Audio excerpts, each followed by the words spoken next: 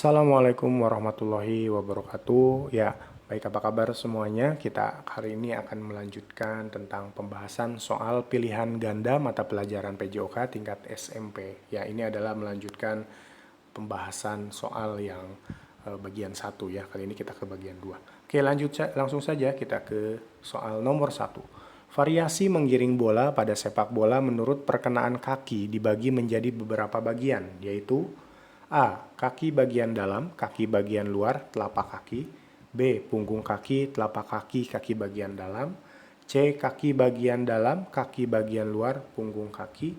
D. Kaki bagian luar, punggung kaki, dan tumit. Variasi menggiring bola. Ya, jadi dalam sepak bola itu selain ada menggiring, ada juga menendang. Variasi menggiring dan menendang bola pada sepak bola ini perkenaan kakinya sama. Menurut perkenaan kakinya adalah sama. Ya, jadi apa saja yang biasa digunakan? Pertama adalah kaki bagian dalam. Ini kaki bagian dalam. Ini juga kaki bagian dalam, berarti betul. Ini kaki bagian dalam juga benar. Dan ini tidak ada kaki bagian dalam. Yang kedua adalah, berarti ini udah otomatis salah ya, karena tidak ada kaki bagian dalam.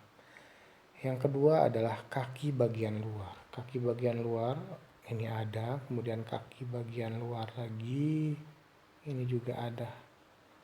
Ya, otomatis ini sudah salah. Kenapa? Karena tidak ada kaki bagian luar. Kemudian yang ketiga menggunakan punggung kaki. Nah, ini menggunakan punggung kaki. Jadi jawabannya adalah yang C. Kenapa telapak kaki? Telapak kaki tidak digunakan untuk menggiring bola dalam sepak bola. Bisa kalian bayangkan sendiri bagaimana nantinya kalau menggunakan telapak kaki. Ya, kemudian bagaimana kalau misalkan menggunakan tumit. Nah, bayangkan gimana cara menggiringnya. Oke, seperti itu. Lanjut, sekarang kita ke nomor 2.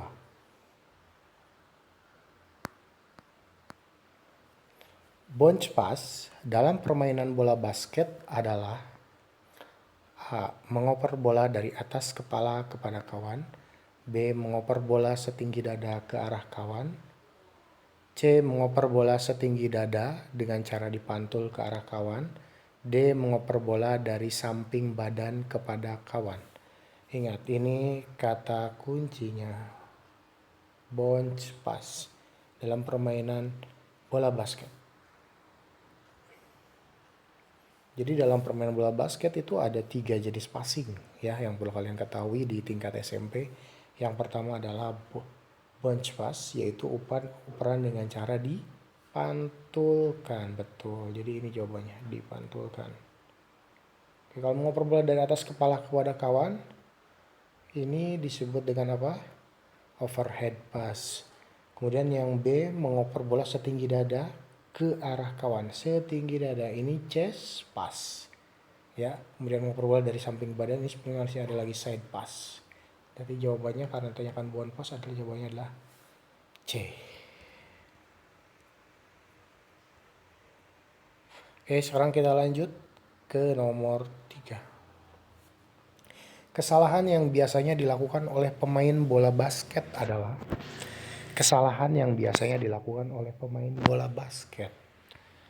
A. Pemain menyentuh net atau melewati garis batas tengah lapangan lawan.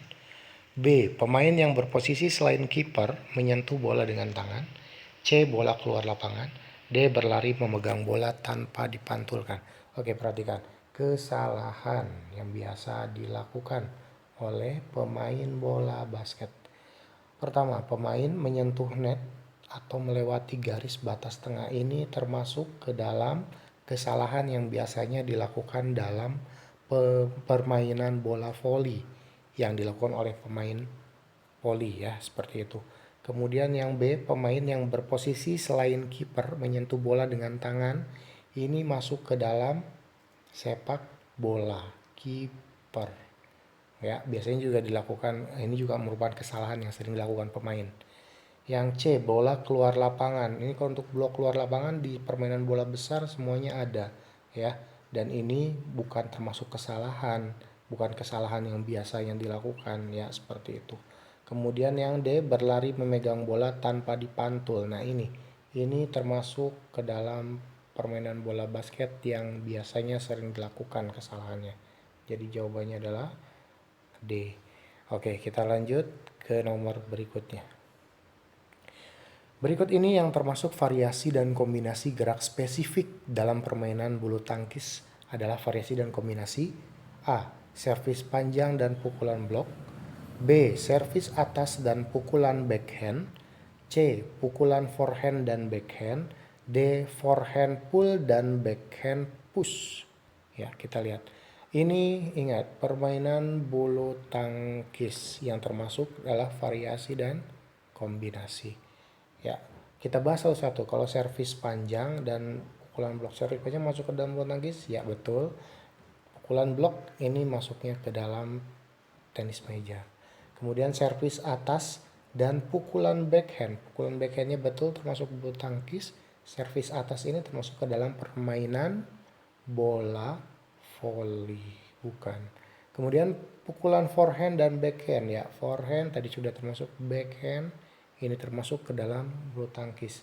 D. Forehand pull dan backhand push. Ini pull dan push. Nah, ini termasuk ke dalam tenis meja juga.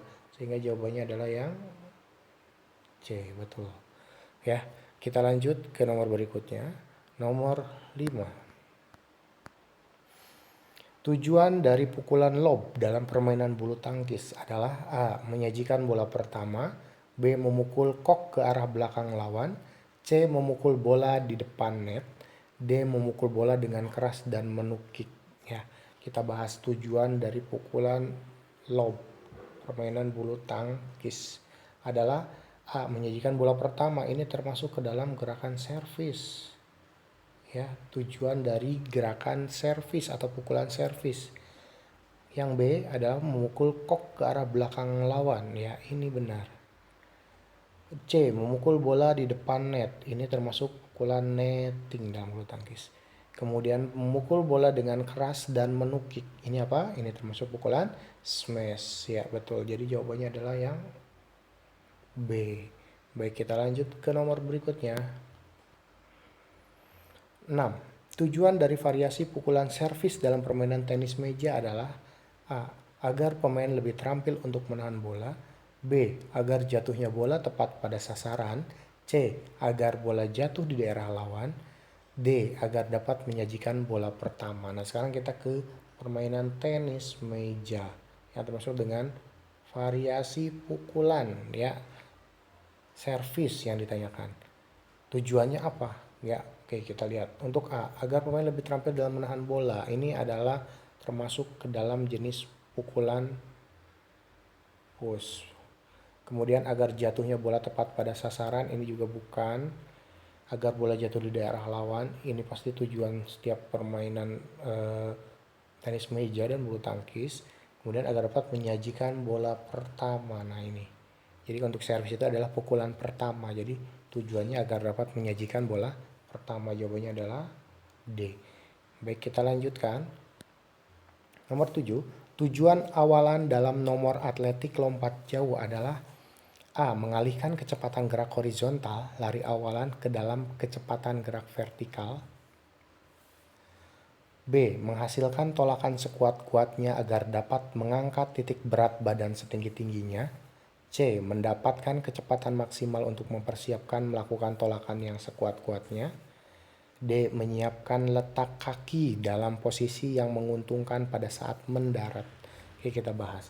Tujuan awalan dalam nomor atletik lompat jauh. Ya, kita fokus ke lompat jauh. A. Mengalihkan kecepatan gerakan horizontal lari awalan ke dalam kecepatan gerak vertikal. Nah, ini adalah mengalihkan.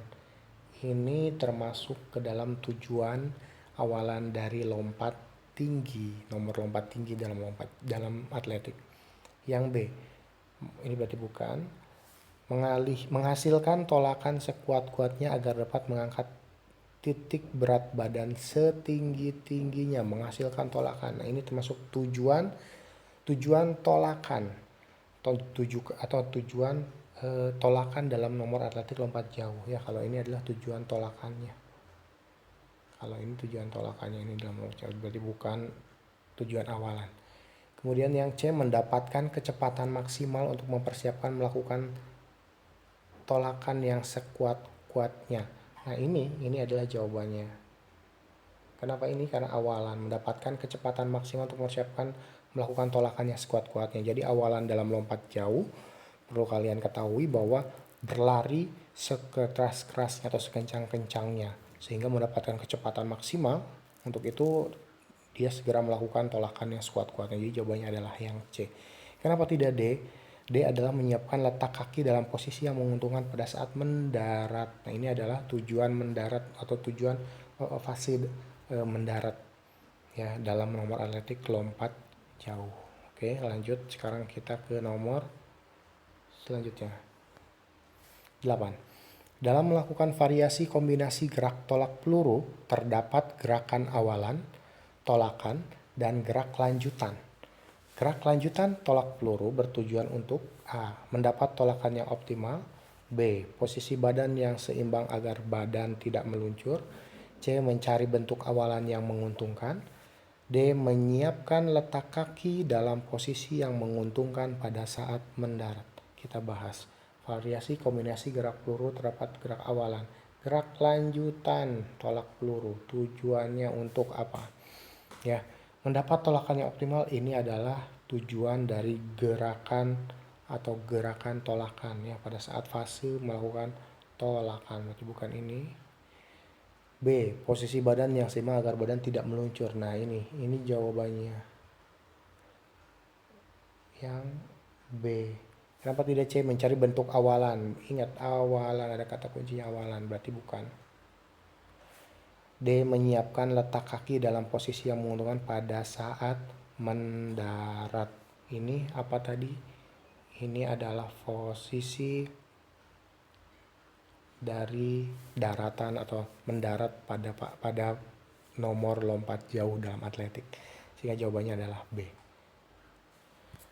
Lanjut nomor 9, tujuan gerakan tolak peluru pada variasi gerakan tolak peluru, tujuan gerak tolakan ya, seperti yang tadi sudah kita bahas. Apa jawabannya?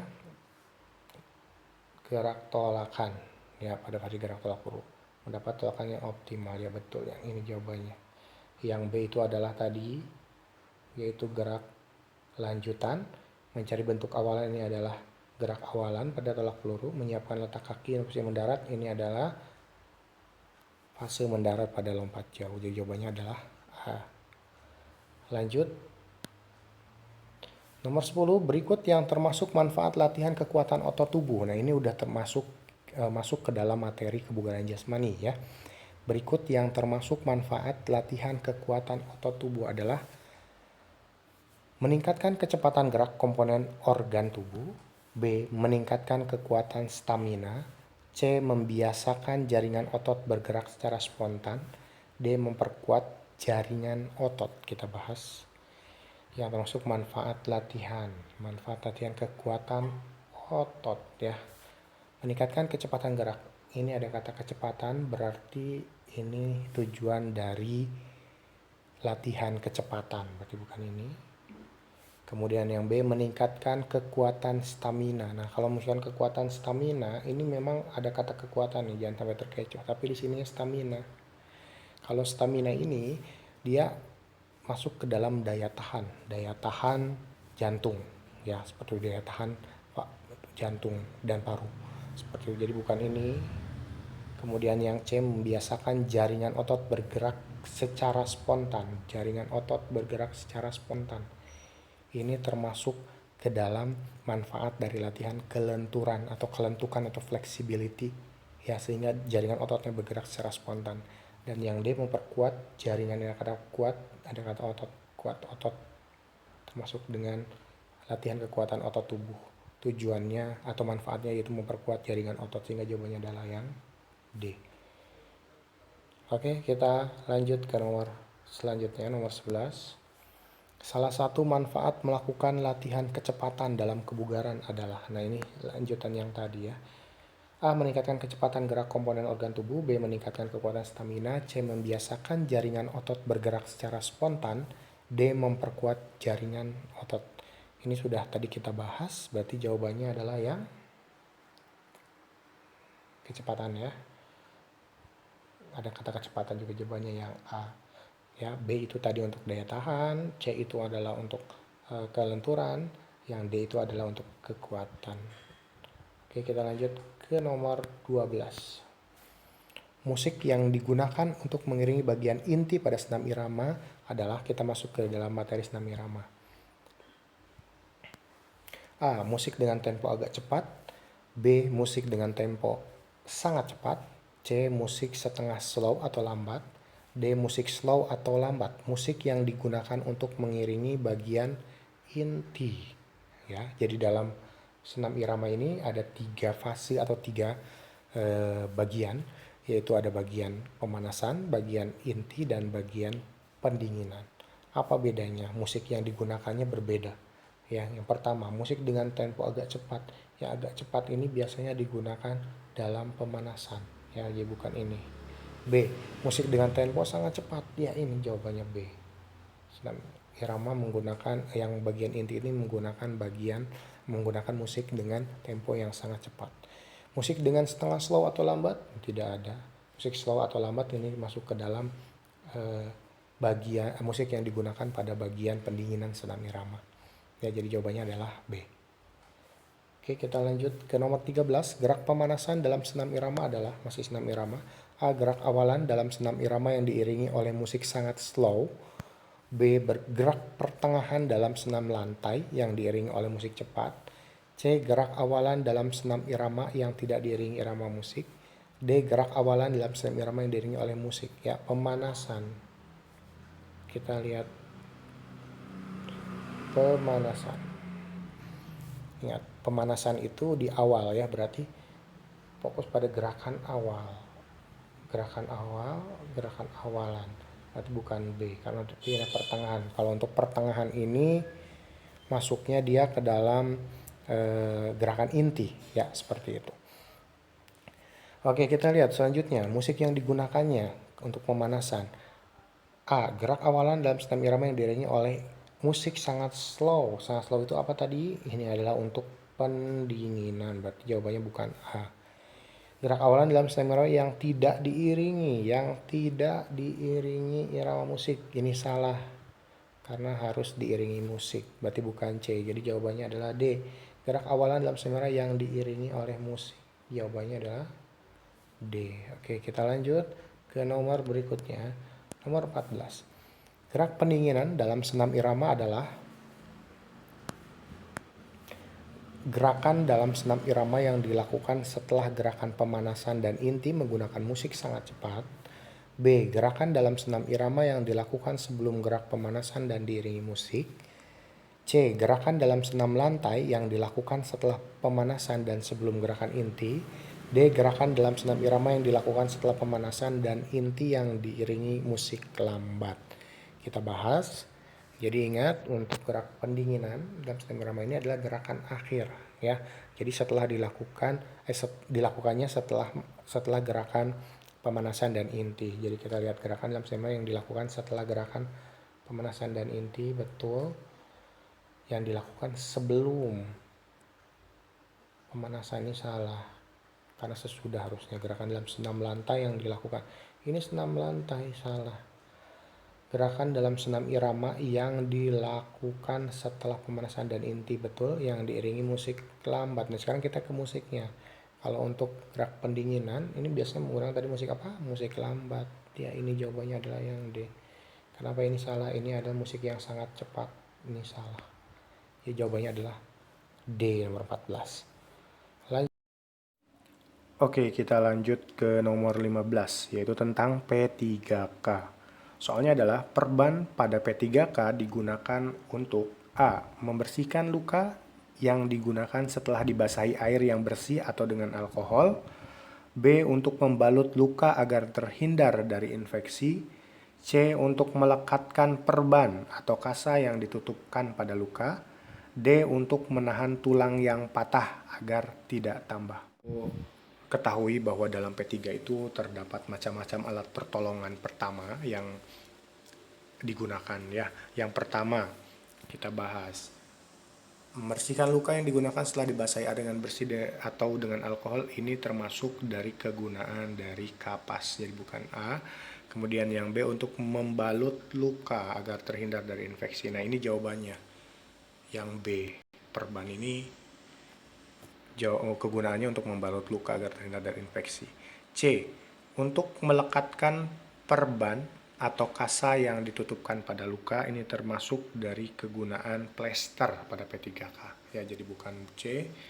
Yang D untuk menahan tulang yang patah agar tidak tambah parah. Menahan tulang yang patah ini termasuk kegunaan dari bidai. Ya, bidai digunakan untuk menahan tulang yang patah. Oke, jadi jawabannya adalah B. Kita lanjut nomor selanjutnya. Nah, sekarang plester. Plester pada P3K digunakan untuk, ini sama dengan yang tadi. Jawabannya apa? Plester digunakan untuk melekatkan perban atau kasa ya. Jadi jawabannya adalah C. Yang A tadi ini untuk kapas. Yang B ini tadi untuk membalut luka adalah untuk perban. Yang D ini untuk menahan tulang yang patah ini adalah kegunaan dari bidai ya. Oke, jadi jawabannya adalah nomor 16 adalah C. Lanjut nomor 17. Ini masih P3K juga. Kram bisa diakibatkan oleh A. Luka lecet, B. Bergesernya otot, C. Api, minyak panas, air panas, terik matahari, D. Kontraksi berlebih karena kelelahan. Kita bahas kram. Ini biasanya terjadi pada atlet ya. Luka lecet ini biasanya terjadi kepada luka kulit, luka pada kulit ya. Ini luka lecet berarti bukan kram. Kalau kram ini bukan itu. Yang B, bergesernya otot ini termasuk akibat yang mengakibatkannya seseorang dikatakan keseleo ya. Ini maka disebut dengan bergesernya otot. C, api, minyak panas, air panas, dan terik matahari ini termasuk ke dalam luka bakar ya. Ini yang mengakibatkan luka bakar. Jadi bukan C, bukan B. Jadi jawabannya adalah D, kontraksi otot berlebihan karena kelelahan ototnya sehingga menyebabkan kram. Jadi jawabannya adalah D. Oke, kita lanjut. 18 di bawah ini yang termasuk cara melakukan aktivitas fisik yang benar. Kita masuk ke manfaat aktivitas fisik ya. A. Aktivitas dilakukan 30 menit setelah makan. B. Harus diawali dengan gerakan pemanasan. C. Lakukan gerakan berat terlebih dahulu kemudian ringan. D. Lakukan aktivitas fisik secara bertahap hingga mencapai 2 jam. Ya, ingat, soalnya adalah termasuk cara melakukan aktivitas fisik yang benar ya. Ini nih, yang benar. Jangan sampai terkecoh. Aktivitas dilakukan 30 menit setelah makan. Betul atau salah? Ini salah, karena harusnya dilakukan 2 jam setelah makan. B. Harus diawali dengan gerakan pemanasan. Ya, betul. Ini jawabannya B. Harus diawali dengan pemanasan. Ya. C. Lakukan gerakan berat terlebih dahulu kemudian ringan. Nah, ini salah. Harusnya ringan dahulu baru ke berat. Dari ringan baru ke berat gitu ya. Kemudian yang ke D. Lakukan aktivitas fisik secara bertahap hingga 2 jam. Nih, mencapai 2 jam. Ini salah. Karena tidak usah sampai 2 jam, yang benar itu cukup 30 menit saja ya, seperti itu. Jadi jawabannya adalah yang B. Oke, lanjut nomor 19, gerakan kaki dalam renang gaya punggung. Nah, sekarang kita masuk ke dalam materi aktivitas air renang gaya punggung. Gerakan kaki dalam renang gaya punggung harus digerakkan berkesinambungan agar A. Dapat memperkecil tahanan tubuh terhadap air, B. Tubuh dapat terdorong dengan seimbang, C. Air tidak masuk ke hidung dan tenggorokan, D. Mendapat daya luncuran yang kuat. Ya, jadi gerakan kaki dalam renang gaya punggung itu ada gerakan kaki, gerakan lengan, posisi tubuh, ya seperti itu, dan gerak meluncur. Nah, ini yang ditanyakan adalah gerakan kaki dalam renang gaya punggung harus digerakkan berkesinambungan supaya apa? A. Memperkecil tahanan tubuh terhadap air. Tahanan tubuh terhadap air ini termasuk ke dalam posisi tubuh atau gerakan posisi tubuh ya, seperti itu. Jadi jawabannya bukan A. B. Tubuh dapat terdorong dengan seimbang. Nah, dengan dorongan seimbang ini betul. C. Air tidak masuk ke hidung. Ini termasuk ke dalam gerakan pengambilan nafas dalam renang gaya punggung, walaupun dalam berenang gaya punggung pengambilan nafasnya bebas ya, karena posisi wajah itu berada di luar permukaan air seperti itu, tapi juga bernapas harus menggunakan mulut sehingga air tidak masuk ke hidung dan tenggorokan. Ini juga salah karena yang ditanyakan adalah gerakan kaki. Yang D, mendapat daya luncuran yang kuat. Nah, ini adalah gerakan meluncur supaya mendapat daya yang kuat. Jadi jawabannya adalah yang B. Tubuh dapat terdorong dengan seimbang. Oke, kita lanjut ke nomor 20. Berikut ini hal-hal yang harus diperhatikan pada saat renang gaya punggung adalah: A. Mengayunkan lengan dengan tenaga yang lemah. B. Badan tidak dalam posisi streamline. C. Dimulai dari melakukan pemanasan. D. Pengambilan nafas dari hidung. Ya, coba kita lihat yang ditanyakan adalah hal-hal yang harus diperhatikan, bukan dihindari ya. Nah, kalau misalkan yang A, mengayunkan lengan dengan tenaga yang lemah, ini yang harus dihindari, berarti bukan ini. Badan tidak dalam posisi streamline. Badan tidak dalam posisi streamline. Oke, kita lewat. Dimulai dari melakukan pemanasan. Ya, ini juga betul. D. Pengambilan nafas dari hidung, ini yang harus dihindari. Ya, dimulai dari melakukan pemanasan, ini harus diperhatikan, betul. Ya, ini harus diperhatikan. Jawabannya adalah C. Yang B ini adalah yang harus dihindari, tidak dalam posisi streamline. Ya, jadi jawabannya adalah C. Oke, mungkin itu saja yang bisa kita bahas untuk pertemuan kali ini. Terima kasih sudah menonton. Jika video ini bermanfaat, silahkan like, subscribe, dan share. Ya. Terima kasih sudah menonton. Assalamualaikum warahmatullahi wabarakatuh dan salam olahraga.